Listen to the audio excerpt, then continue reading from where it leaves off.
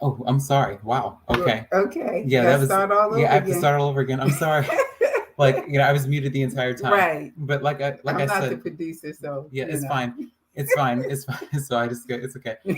Welcome to another edition of the Beauty and Us Radio. Good evening, everyone, and Good hello. evening.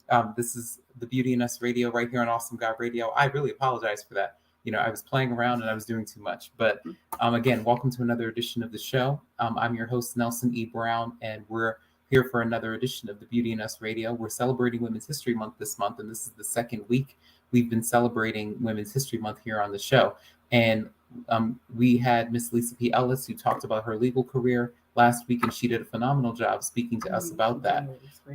And this week, I wanted to make it a little bit of a secret because I wanted you all to, just stay tuned, and I wanted to have a chance to speak with my mom for about an hour, like I did the last few times she was on. This is her third appearance, and I wanted to talk to her about what it meant to be a Black woman, or in political terms, what it meant to be an African American female in today's world. Now, before we jumped into that, I wanted to ask my mom to just share a little bit about herself for the new listeners, and I also wanted my mom to just talk to us about what it means to be a Black woman, what it means to identify herself as a Black woman in today's world, because again, there are so many archetypes and stigmas that have been perpetuated throughout the years through different forms of media, and even with the way that people portray Black females, in movies and in TV shows, and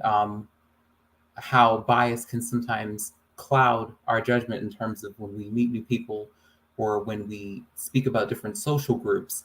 We can oftentimes let that bias cloud our judgment in terms of how we think and the way we process things and the way we meet people.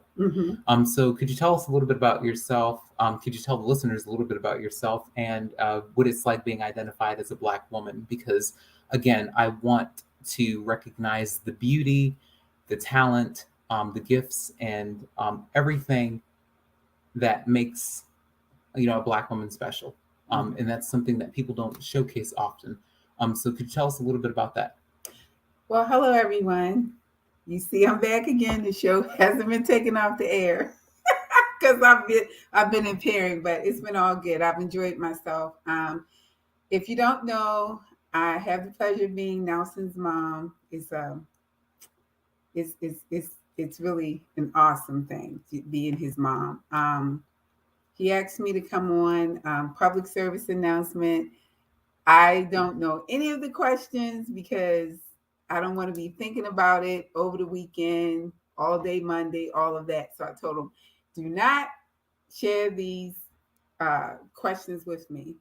So you asked me, what is it? What is it like for you to be identified as a Black female, or from a political standpoint, an African American female? Because there are so many stigmas and stereotypes that have been perpetuated throughout the years, even like through the media and through TV shows, and even in the workplace. Right. And as you go about your life, being identified as an African American female and as a Black woman. And since this Women's History Month, I wanted to talk a little bit about that because I don't think that the beauty in Black women, the beauty in what you all do, like your gifts, your talents, all of that is not showcased enough through different forms of media and through different outlets. So I wanted to take the opportunity to talk about that for an hour because there's so much more than what's being perpetuated throughout the media, and there's so much more than what is being showcased now, because sometimes bias can cloud our judgments. So could you tell us a little bit about what it's like for you being identified as a Black woman? Starting from the beginning. Okay, growing because up. I can talk. Yes, Now. yes. So we only got an hour. Yes. We're gonna go to like 7:02. Okay. Okay.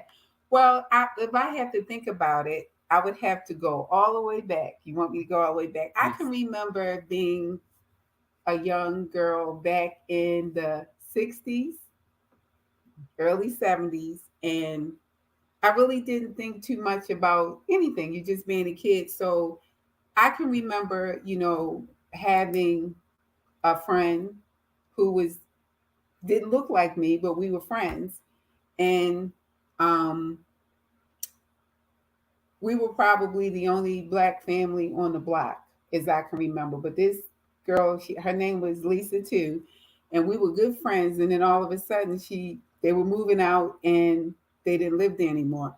So when I think about that, I guess that was probably the first time that I ever felt like it was something wrong and it was something different. Because as children, you don't realize differences, but as time goes on, those things of what's the saying you say, people, you don't realize your faults until someone brings them to your attention. You don't realize what your insecurities are unless someone else points them Right. out to you. So I guess that is the point where I recognized that it was a difference. At that point in my life, I realized that. So I think, just going through life as a child, I didn't really realize, that it was that big of a difference, and how things are really that different. Because, going through school, um, just, working and, doing different things in life now, I realize now, as I, became, maybe I'll say, maybe towards middle school, because elementary school, again, I didn't realize that it was a difference as far as my color, because that's, being a woman first and then being a black woman. So as time has gone on, I realized that there is a difference, and that people do view you differently, and people do stereotype you, or just automatically put labels on you because of things that they see or things that they read. And I guess the biggest takeaway, I think that people should really get to know people, and not just look at a person and just automatically judge, because you really don't know anyone's story. People just look at you and assume things, people, and that's the hardest part, I think. Just feeling like I have to do so much more, because people already have this negative connotation of who I am and what I am and what I represent. So I hope that answered your question. I think I just have to go about things a little differently and work a little harder, because it's sad that you have to do that to kind of prove to people that, you know I'm glad that I'm a black woman. I embrace being a black woman, but sometimes it's not easy because of the things that are put on you, just because of what people think. People don't really give you an opportunity, to do things, because they just look at you and they just judge you. So I hope that answered your question. No, it did. It absolutely did. My question was, what is it like being identified as a black woman? So I remember and I'm glad that you talked about that, because you talked about the shift between childhood versus, growing into a young lady, Right. growing into a young Right. woman, and how that experience changed throughout the years. Right. Right. My next question is about what it felt like in your early adulthood. So I remember you talking to me about what it was like for you in high school, and even in college, and even into early adulthood, when you were trying to find your way. You were trying to plan your life moving forward. When you were about my age. Right. You were still in the process of trying to not only discover who you are, but you were trying to build a foundation and get your feet planted. Right. So what went through your mind once you started to identify yourself as a black woman in your early adulthood? Because like you said before, as you stated, in your childhood you didn't really see color. Right. But as you got older, you started to realize what the barriers were between Right. you and where you wanted to be. Right. I just, again, I think that I started kind of thinking about, what I wanted to do with my life and how to prepare for that. So when I got out of college and I started working, it was really just trying to prepare. Like, what do I want to do with my life? I always thought I wanted to get married. I always thought I wanted to have children. So it's just like, what do I do? I worked a few jobs, just trying to get my feet wet, trying to figure out which direction I wanted to go.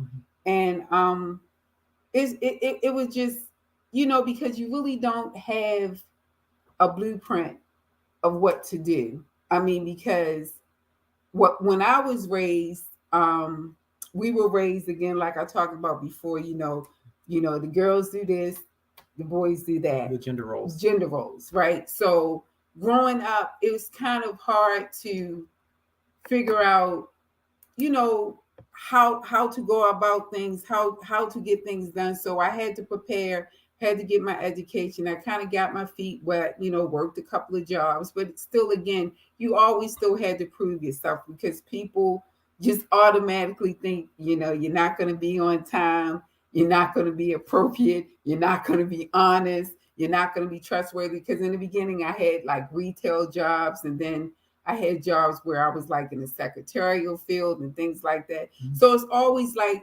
you have to do so much more to just prove to people that you are a good person. Like, you're here to do a job, you're going to do a good job, you're not going to disappoint. So I just always felt like I had to work harder. I always had that work ethic that I have to work harder. I have to, every day give 1,000%. I just feel like I always had to do that because people made me feel like I had to do extra. I had to do more just because the way I look and who I am and how I identify. Yes, absolutely. And like you said, that shift from your views of yourself as a Black female, well, as a female, as a woman first, and then as a Black woman throughout your childhood and early adulthood, it was so different.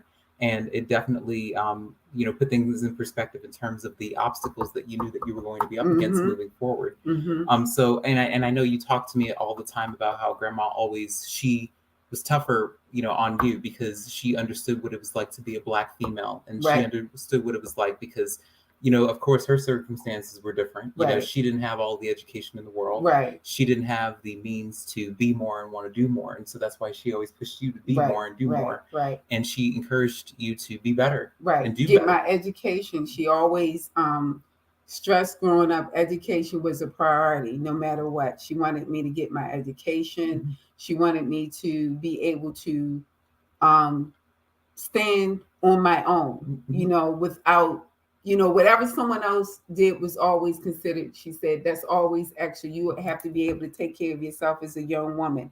You have to be able to pay your bills. You have to be able to, do what you need to do to sustain yourself. So I was never taught to rely on anybody else but myself. Mm-hmm. So that's how I was raised. Yes, absolutely. And you talk to me about that all the time. And right. That's why you always push yourself to do more and to be more. But sometimes you even tell me all the time that, sometimes you feel like you beat yourself up because sometimes you feel like you're doing too much and sometimes you feel like you're not doing enough. Right. So sometimes you have a very difficult time. You tell me this all the time. Right. Like understanding where the happy medium is between right. what you're doing or if you're doing too much or doing too little. Right.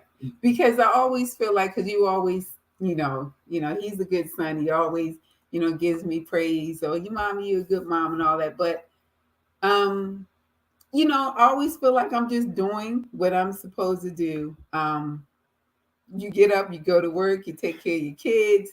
Well, I only have one kid. You pay your bills. Right. Try, keep your credit up. Yes. Keep gas in the car. When I first, started driving, that was, that was the thing. I never, it was always almost empty. So I would get on him about that. But that's a whole nother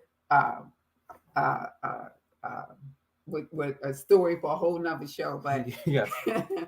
Yeah. So I think that I'm always just hard on myself because I always feel like I have to be because people are always looking for me to fail, as a woman, as a Black woman, the way I'm represented and the way I'm being viewed. People almost always expect a failure. Right. You know what I mean? And I think as young, any young Black women watching, I think that sometimes your failures make you stronger. So don't look at it as something that is a negative. Look at it as something that you can grow from.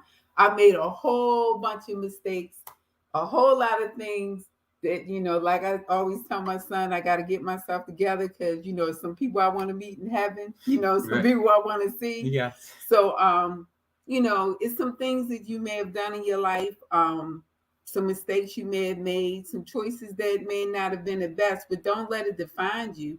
Don't let others or what you see on TV or, the way people perceive you, um, just the negativity. Don't let the negativity be what guides you. Learn from your mistakes. Be better. You may, make a mistake again. It's okay because every day that I get up and I breathe. I'm thankful. Every day I wake up, I'm like, Lord, I'm still here. Thanks again for another opportunity. You know, just thank you for giving me another chance to get it right. Every morning I wake up, I say that every morning because I'm so thankful because I know where I've been, I know what I've gone through, and I'm still here. I'm still here representing. Yes. I'm still here. Yes, absolutely, and that's very important because because a lot of people again they often try to identify themselves with the mistakes that they often make, and it's important to note that your mistakes are supposed to help you grow, and they're supposed to help you become a better person later on down the line. Right. And that's what you talk to me all the time. You tell me stories about how you made tons of mistakes in your 20s. Oh my goodness. Yeah. Yes. Woo, child. Yes. But and some of them gonna go with me to my grave. Yeah, Yes. That's gonna be between me and the Lord. And I'm saying, Lord, it's Lisa L. Brown. Yes. Yes. Please let me in. Now, if he say I can't get in, then I'll just be Lisa Brown. Yes. You know what I mean? Yes. That L makes a difference. Yes. Yeah. Yes. And it's very important. And even when we talk about having a you support my work 100% when it comes to helping boys and young men develop a healthier self-image. You understand my battle with self-image, and you talked to me about how you struggled with confidence and self-esteem throughout your life too, from childhood even into early adulthood, and how it took you a very long time to grow and to develop a healthy level of self-esteem, and it took a long time for your confidence to grow. Right. And not just in your personal life, but even in your professional life. Right. Being bypassed. Right. Not feeling appreciated for the work that you've done. Right. And just not feeling like people have given you credit when it's due. Right. So could you talk to us a little bit about how that felt? Not just from a personal standpoint, but a professional standpoint in terms of what it feels like to be bypassed. Oh. I mean, I know. How long is this show? It's only an hour. Oh, it's only an hour. Yes. Okay. It's only 6:19. Well, for me, I always feel like, again, I always was raised, you work hard for the things that you want. You do the right things, you work hard, and you reap the benefits. But sometimes it's not always that way. Sometimes you work hard and you are bypassed. And again, is it because of the way I look? Is it because of the way I present myself? Even now, well, this might be a little bit off the subject as a woman identifying the way I identify now that I'm a natural woman, all the way natural. Right. There's a point in time I would wear weaves, I would wear braids, whatever. But now even to be a Black woman being natural and being accepted, even in the workplace, anywhere you go. I remember one time, I think you were in high school, and this might have been, maybe you were in the 10th grade or something. You didn't have your license yet. I was picking you up from the library, and a lady came up to me and said, "Oh, I could never do that." Right. And I'm looking around like, you can never do what? Oh, I could never be natural. And I just couldn't understand that because, again, this is who I am. This is my hair. This is who I am. All of this is 1001% me. So again, just being accepted for who you are in the workplace. If you don't fit the mold, if you don't dress the part, if you don't look a certain way, or if your skin tone is not the right, or your body habit isn't right, that's, you know, it's terrible. It's terrible that people work hard, and just because of the way you look or the way you dress, um, just like I always tell you, you wash and you do what you need to do, as long as my head in one general direction and I'm not offending anybody. You know what I mean? But to be in the workplace and people bypass you because you don't look a certain way and don't look at what you're bringing to the table, as I say, my skill sets. Right. I'll put an S on it because Right. I have a lot to offer. And I think that people need to look at that, look at people deeper than what you see on the surface. You have a lot of talented people who may not look the part, but they have a lot to give. So people need to look beyond what they see and just look at a person's heart, look at their mind, see what they have to offer. Do they have any ideas? Do they have any suggestions? And it's very hard. Bypass for years. They wanted to work you to death. They want you to do all the work, but they want to keep you there working, but they don't want you to advance. It's really been bad. It wasn't a pleasant experience. So when I had the opportunity to be in a position where I could help others, that's what I did. Even if they surpassed me, if that's the way it was intended, that's fine, because that's not what it's about. Sometimes God puts us in a place for a reason. You know what I mean? Maybe you're not supposed to be the CEO. Maybe you're not supposed to be in certain positions. Maybe you're not ready yet. So sometimes we have to continue to do our best and grow, because when the opportunity comes and it presents itself, we need to be ready. You know what I mean? So even if I'm sitting there and, you may have been bypassed, but once you've been called, I'm always ready. I'm always on top of my game. I'm always ready. I'm always prepared, because you never know. You never know when your opportunity to shine and really shine is going to be there. So you always just put yourself in a position where you're always ready. You're always ready and you're always prepared. Yes, and that kind of brings me into the next point. When you talk about people supporting people, and in more specifically, I think people have talked about this before. I think I've had conversations with several ladies about this, but how important it is for you all to empower each other. So, Yes. How important is it for you, for Black women, to support each other? I mean, women in general have to support each other, but more specifically, Black women, because you have many more obstacles, Right. that are in your way. Let's say that again. Yes. We already have enough obstacles. Yes. So why do we have to be that way towards each other? Why are you worrying about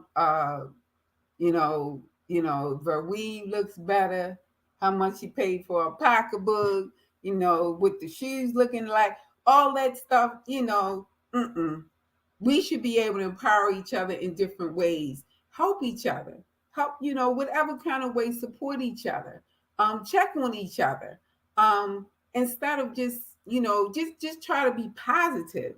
And I'm always like, if you're not, I'm already happy. So if you're not going to bring more positivity into my life, then I don't need you in my life. But as women, but especially as Black women, I feel like we need to do better, just helping each other. And it's not always about the money. It's about just being there, being supportive, being a listening ear, being able to confide in someone, and not worrying about it being all over Facebook or social media or anything like that, because mental health is a real thing. And sometimes people's pride will not allow them to go to a therapist. But if we can empower each other and be there and supportive of each other, that makes a difference. That really makes a difference, because all of us have so much to offer and so much to give. We are all individuals, and we all are blessed with something, and we can help each other. you get together and you talk and empower each other instead of trying to outdo each other. Because at the end of the day, it doesn't matter what kind of car you're driving and all that, because gas is $6.75 a gallon. Yeah, they're gonna have to check your credit score soon. Just to get a gallon of gas. Yes, it's $4. Right. Yes. So you walking around with your Gucci and your Prada and all that, and you can't even fill up your car with some gas. I mean, that's pretty bad. So we just have to do better and prioritize things a little bit better. Just look at what's really important. If this pandemic hasn't taught you anything in these 24 months about what's really important, your health is really important. Your health should be your number one thing, not worrying about, don't get me wrong, I would love to have a red Mercedes truck. That is, I would love to have one. With the gas alone and the maintenance I can't afford, but I digress. But it's more to life than just the materialistic things. That's not going to get you into heaven. Right. It's really not. I mean, what you do for each other, not just for yourself, but for others. Selflessness is what's going to help you get there. Ain't no guarantees, because there's some other stuff you got to do, but that's a start. That's really a start. Yes, absolutely. And I often think about, and we have the poster right here, of all of the great African American women in history who've paved the way so that you could be where you are, and so that so many generations of women after them could be where they are. So we have Harriet Tubman, we have Madam C.J. Walker, Sojourner Truth, Marian Anderson, Lena Horne, Coretta Scott King, Dorothy Height. All of these amazing women in history who paved the way so that you guys could, do what you want to do. Right. A lot of them did not have the opportunity to gain, fame overnight. A lot of them were bypassed. A lot of them, were not granted opportunities because of the color of their skin, and also because of the roadblocks that they faced. And I think that sometimes we can see that as a repeat today. Even though we are allowed opportunities, and women in particular, you talked about it too, in terms of Black women supporting each other more. What I would like to note is that all of these women supported each other. Not once did you ever hear about one woman attacking another. All of the women right here, people can't see it, but all of the women on on the collage, they all supported each other. Right. So that's one thing that was always unique to me. Like they always supported each other. All of them were gifted and talented, and all of them possessed talents of so many. But this was never a contest. They never looked at their talents and gifts and supporting each other as being a contest. And that's the point that I think that you were making. And oftentimes I think that people who are like that, people feel as though they're not going to be as valuable or as successful if they allow people to surpass them. And that's not the case. It doesn't mean that you're any less of a successful person. It doesn't mean that you're any less of a leader. Just because one person may be in a position of authority, or just because you may have $15 in your purse and she may have 25. But at the end of the day, we're all still we all still have responsibilities. We all still have homes. We have lives. We have people who love us and care about us. Right. So we're all in the same boat. Just because someone's making a few extra dollars in your okay, they may get an extra $100 in their check. Right. Okay, they give it up to Uncle Sam. Right. At the end of the day, they give it up more than you do because they make more money. Right. But in terms of like this competitiveness, like like you said, you feel like it just needs to stop. Right. But again, I digress, and I can go all the way back, and that probably honestly started from slavery. Yes. Because we were back then from I wasn't there, but from what I've read, that it was division then, between women of color, light skin, dark skin, brown skin, or whatever. And in some kind of way, I think that is still the case, where it's some type of division. And we gonna all bleed the same. We're all the same. The beauty of it is that we all come in different hues, different sizes, different hair, different faces, cheeks, everything. eye color, hair color, we're all so unique in our own way, and we need to do better at embracing ourselves and embracing each other. You know, just we just have to do better towards each other. It really makes a difference because again, people are watching us and they're expecting exactly what we're doing. Tearing each other down and not supporting each other and not being there for each other, or just trying to empower each other. Just be kind. Just be kind to people. People, the cell phones and the DMs and all this other stuff. People don't even want to say good morning. They just say GM. What in the world? People just it just makes communication horrible because people don't even know how to talk to people anymore. So we have to do better at checking up on each other and having conversations and just being kind to one another. Just be kind. Just, even today, tomorrow, just work on just being kind to people. Even now with the mask being removed, just, smile people and be cordial, be nice. Just be nice. Can we just be nice to each other? I just can't say it enough. Be kind and not so harsh toward each other, and just find something nice to say. It got to be something good about everybody. Everybody got some good in them. Even the worst person in the world, I think they got something good. Right. They weren't born bad. Yeah, absolutely. So just try to be kind to each other, please. Yes, absolutely. And I wanted to move a little bit to, we were at 6:32. So just in case people who are just joining in, this is my mom, Elisa L. Brown. So she's talking to us. She's having a conversation with us, about what it means to be a Black woman. This is Women's History Month. Right. The month of March every year. Mm-hmm. It's Women's History Month. Today is actually International Women's Day in Yeah, particular. I got a couple of not to cut you off. I got a couple of text messages, and I sent a couple of them out. Everybody feeling good, Yes. empowering each other. Yes. Yes. So today's International Women's Day, and it's Women's History Month, for the month of March. And she's talking to us about what it means to identify as a Black woman and what it means to be a Black woman, what that looks like and what that feels like. And the topic that I wanted to, and you're doing a fabulous job talking about it so much, from different son. angles. But I can't see what people are saying. Let me see. Are they saying something nice? Yes. Okay. Hey, Breezy. I didn't have my glasses on. Yes. Okay. Yes. So she tuned in like about 15 minutes, 20 minutes earlier. All right. Yes. So I wanted to shift gears and talk a little bit about family, because a lot of people, amongst the Black community, they see, Black women as being the anchors for the family. A lot of people don't understand, especially you were a single mom, in terms of the amount of burdens you carried for a while. Mm-hmm. And a lot of people don't understand that, when they haven't been through that, they haven't been through the journey themselves. You trying to balance everything, you trying to maintain a personal life and professional life. You trying to be everything. You're trying to be mom and dad. You're trying to be a great boss, but you're also trying to be a great mom. Mm-hmm. Making sacrifices. When you clock in and out of work. Flexing out. Picking me up. Boy. Dealing with people in the workplace who aren't the kindest.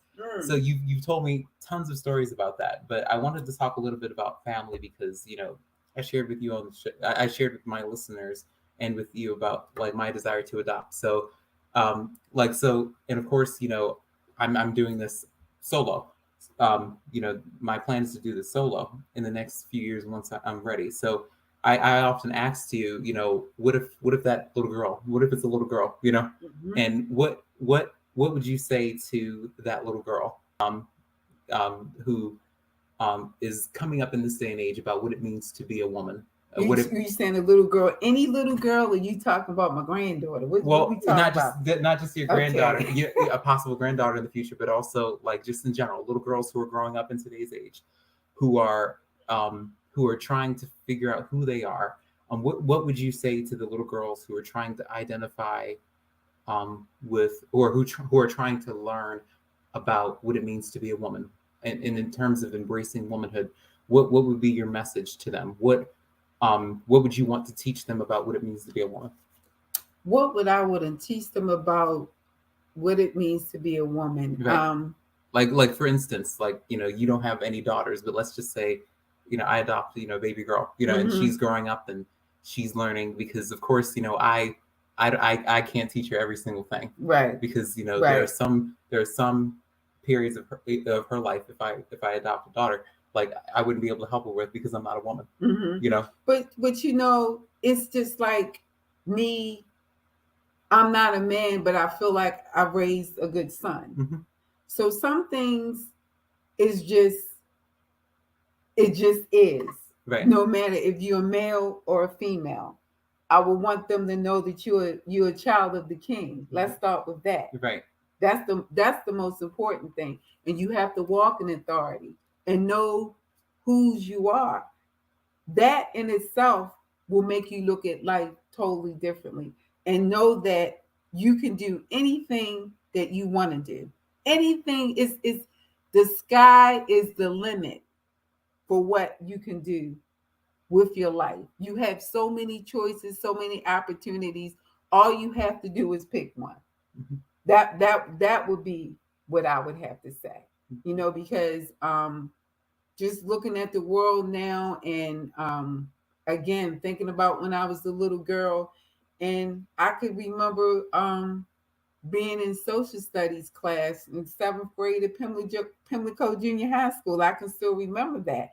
I can still remember thinking about the presidents of the United States and the vice presidents. Never ever was I taught that anyone of color could do that. And I'm just keeping it 100, you know?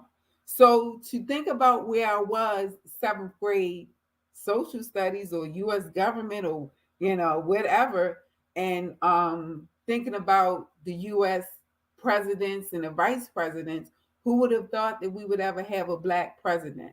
Who would have thought that we would even have a woman as vice president?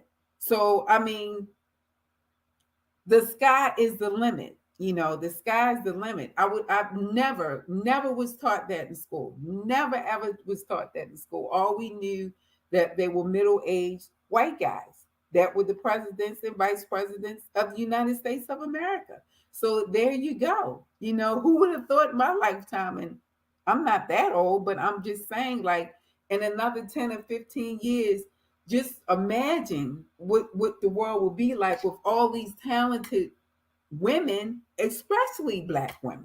You know, we have so much to offer. We really do. We really do. Yes, yes, absolutely. And on top of that, you know, right now, in, you know, from the ideological world, from the political world, you know, there's a black female that's been nominated to the Supreme Court, which has never happened. So she's about to make history now. Wow. So this when I look at all the stuff, all personal beliefs about people and all the politics aside, just, you know, people feeling represented. This Right. is about people feeling Mm-hmm. represented, you know, Mm-hmm. outside of what their views are. Right. This is about people feeling represented. Right. This is about people, you know, making you know the well, in this case the Supreme Court and different areas of the workplace look like the world. Right. You know, making Right. sure that everyone feels represented, making Right. sure that it's as diverse and inclusive. So when I Right. think about that, I often think about, okay, if I have a little girl, you know, she can look at her and be like, I can do it. You You can know, do it. You can do it. yeah, you know, I mean, you know, and that's why I'm always so hard on myself, because I'm looking at all these things that's going on. And I feel like,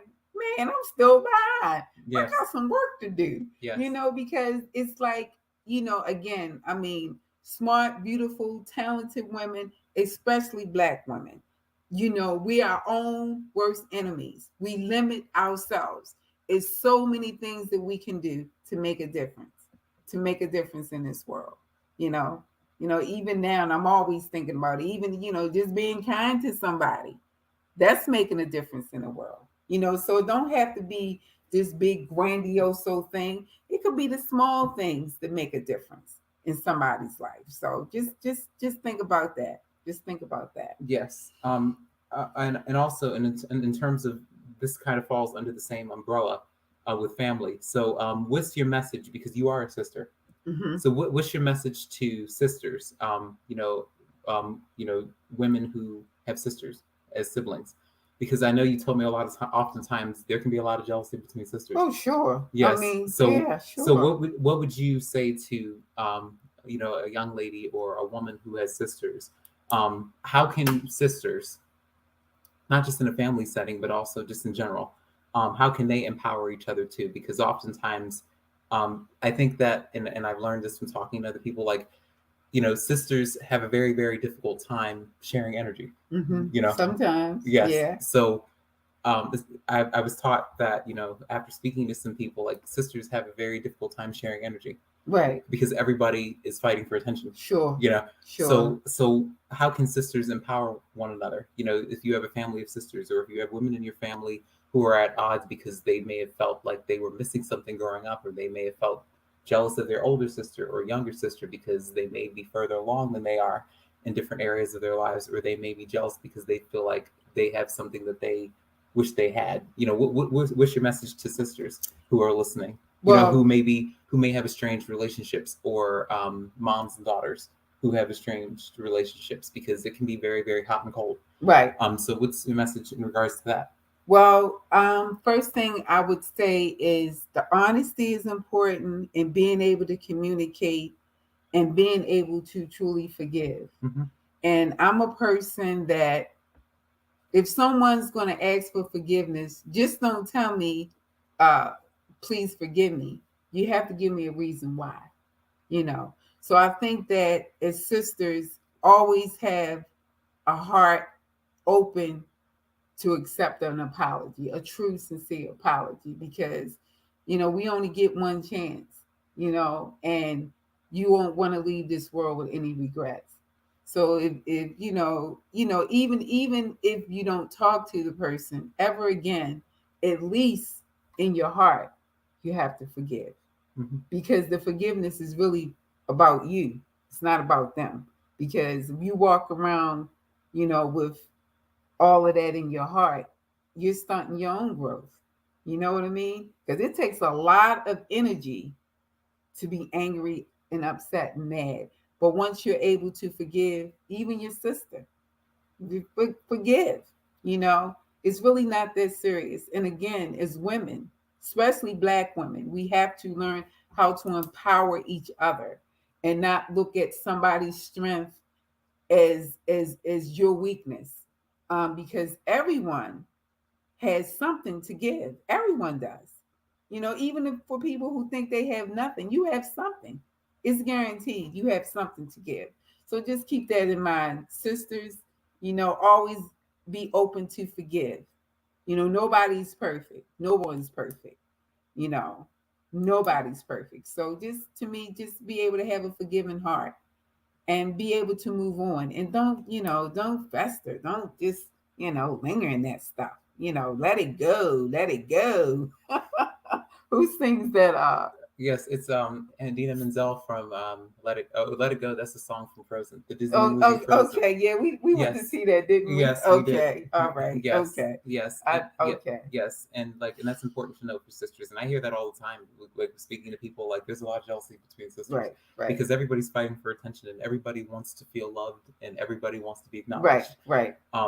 So it's not only important to just acknowledge that person, but also to just show that person how much you love them and care about them, right, and not just assume that they know. Right. That's very important. Right. That's right, because you don't want to go through life with regrets. And again, be kind to people.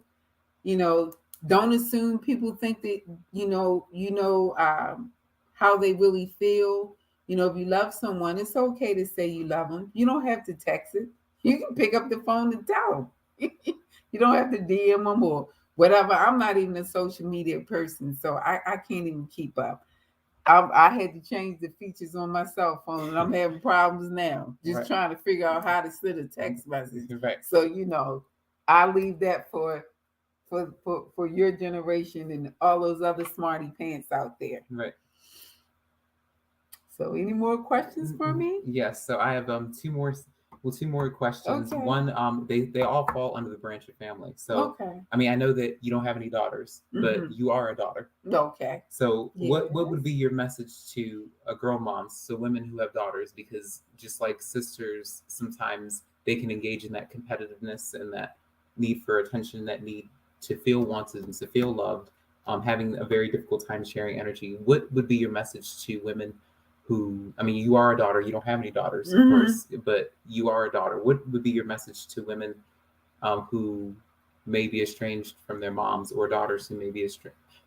Daughters who are estranged from their moms, or moms who may be estranged from their daughters, because like I said, I've heard, through conversations with people and even through research, that it can oftentimes be very hot and cold. So you may have moms and daughters who are really, really close, and you have moms and daughters who can't stand each other.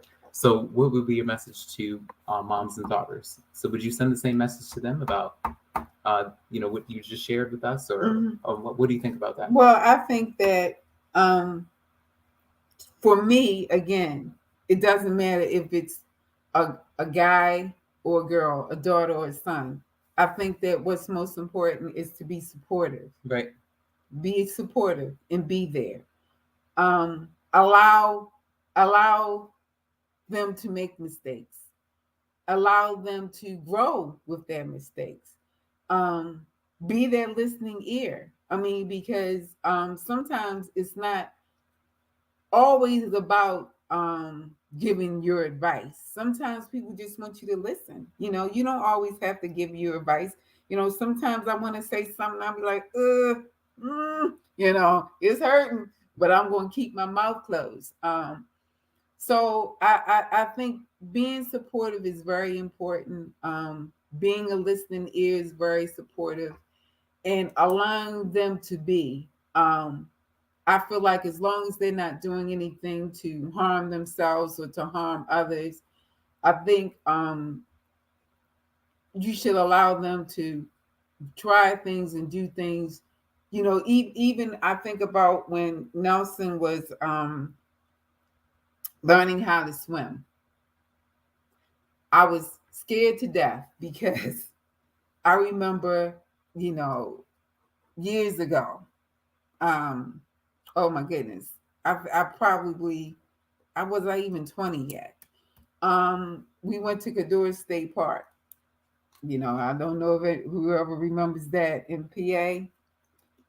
And I remember when somebody, they used to swing you and they used to throw you in the water. And I was asleep and someone did that and I almost drowned.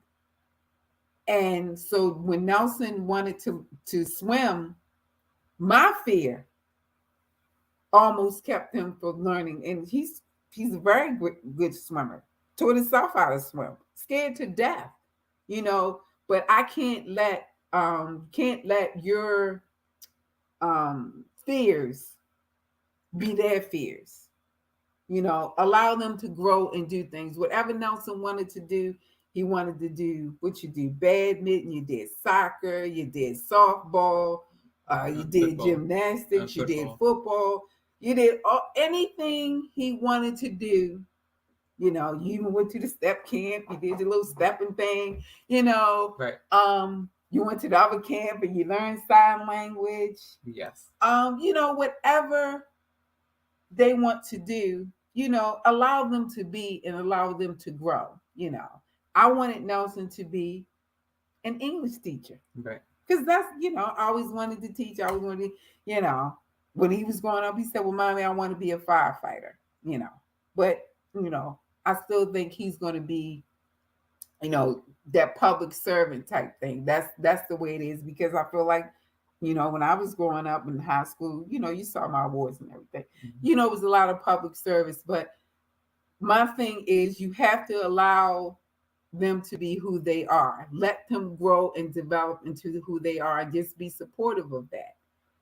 Just be supportive of that. That's how I feel. That's the kind of mom I've tried to be.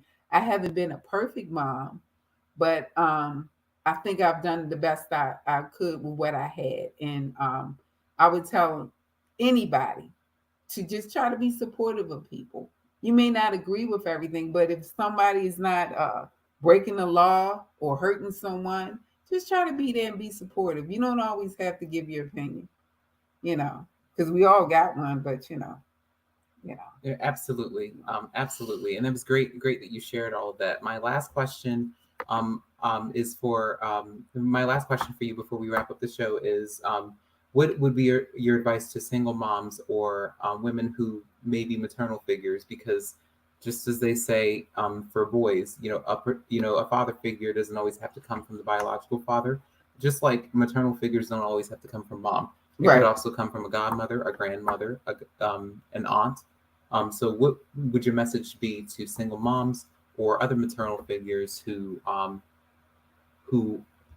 acting as mentors or the guardians for little girls who are growing up in the world and who are trying to find themselves and who are trying to build their foundation and plan their life, as young women moving forward? Because I think it's important for, just like they always say that it's important for boys to have role models. I think it's also good for girls to have role models too. I don't think that's discussed enough. It's kind of biased a little bit. Yes, because you're right, because people usually tend to think that boys should have mentors. Yes, but they never say that about girls. Yes, that's true. Yes, I mean, I could be wrong, but I don't hear that as often. Yes, and that's why I think it's important for people to recognize that maternal figures are important too, just as they say father figures are important for boys. Right. I think it's important for people to acknowledge the fact that girls need mentors too. Right. Girls need maternal figures. It doesn't have to come from the biological mother. It could be a stepmother. It could be an aunt. It could be a godmother. It could be a grandmother. So the maternal figure could come from any female figure who can give a young lady guidance. So what would your message be to them and to single moms who are acting as guardians or who are acting as mentors for little girls and who are trying to raise them and who are trying to bring them up so that they can be successful and so that they can be scholars? So what would your message be to them? Well, I think for me, I think that children, young people, strive better with structure. Right. I think children need structure. Growing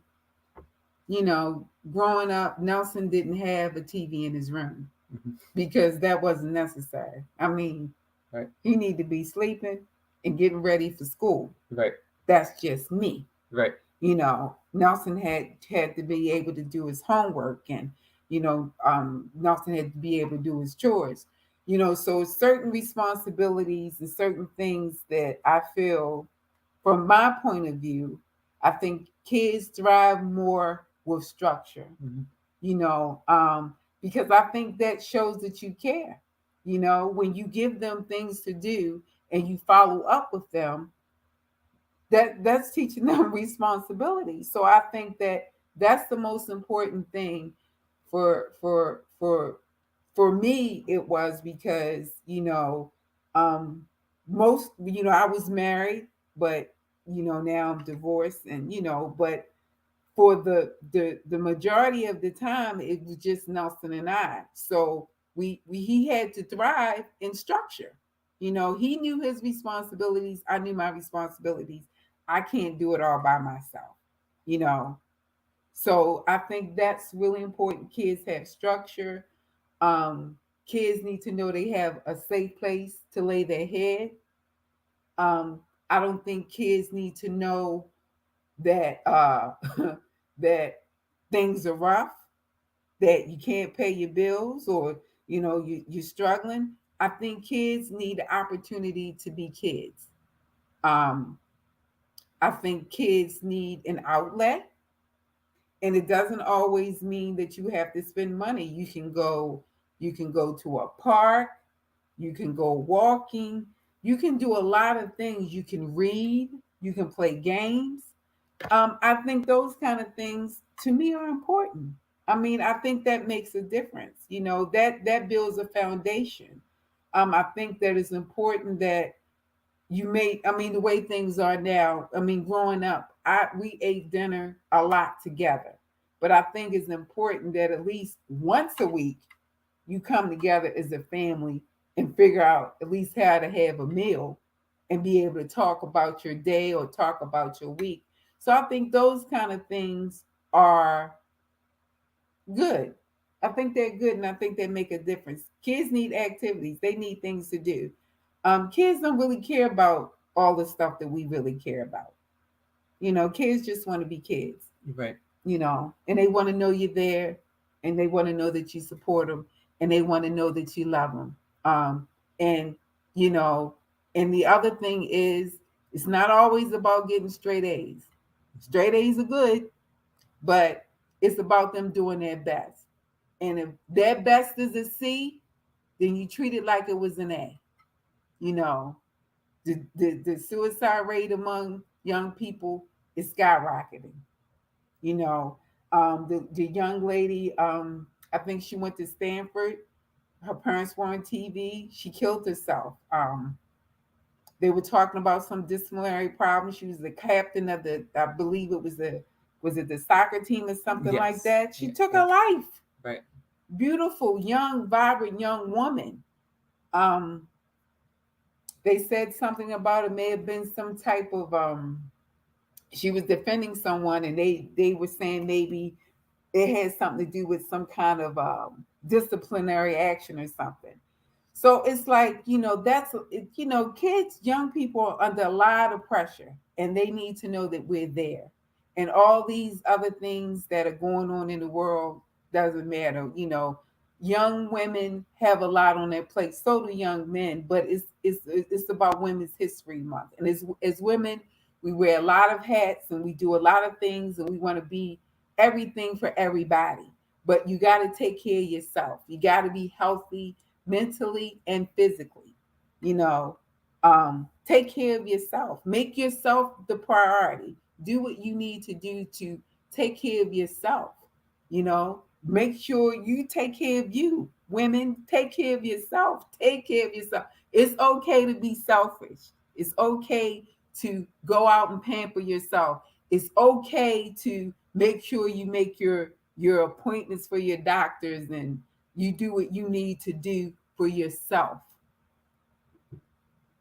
Yes. Okay, I got off my soapbox. I'm sorry. Yes, no, it's great. Like all of this wealth of information, like this is a wealth of information. You've provided a lot to us tonight, and this is really, really going to benefit a lot of young ladies and a lot of older women who are listening to this.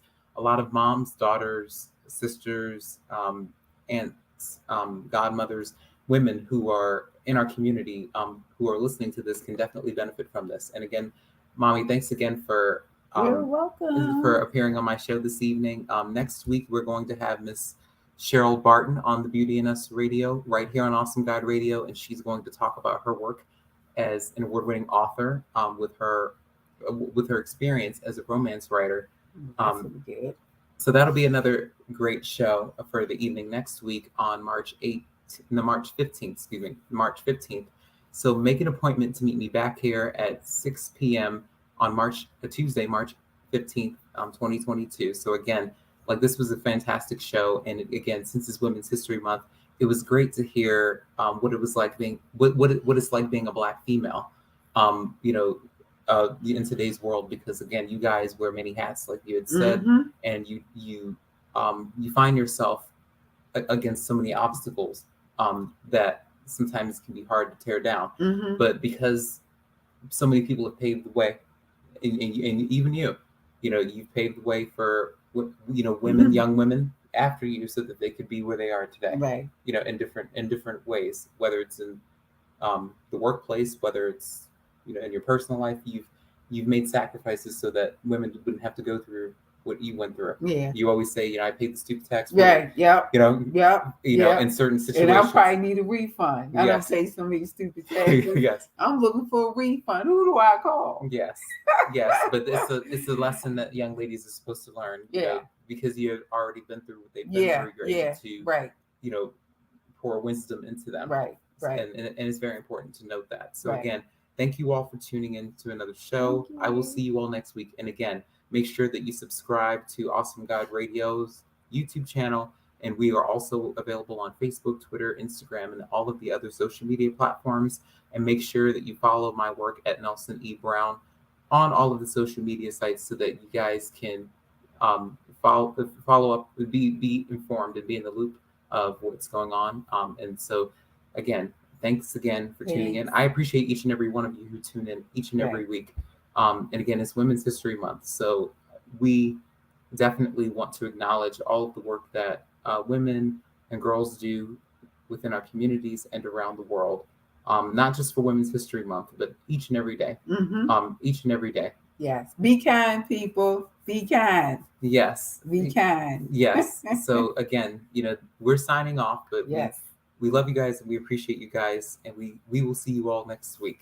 Yes. See ya. Thanks for tuning in. Yes.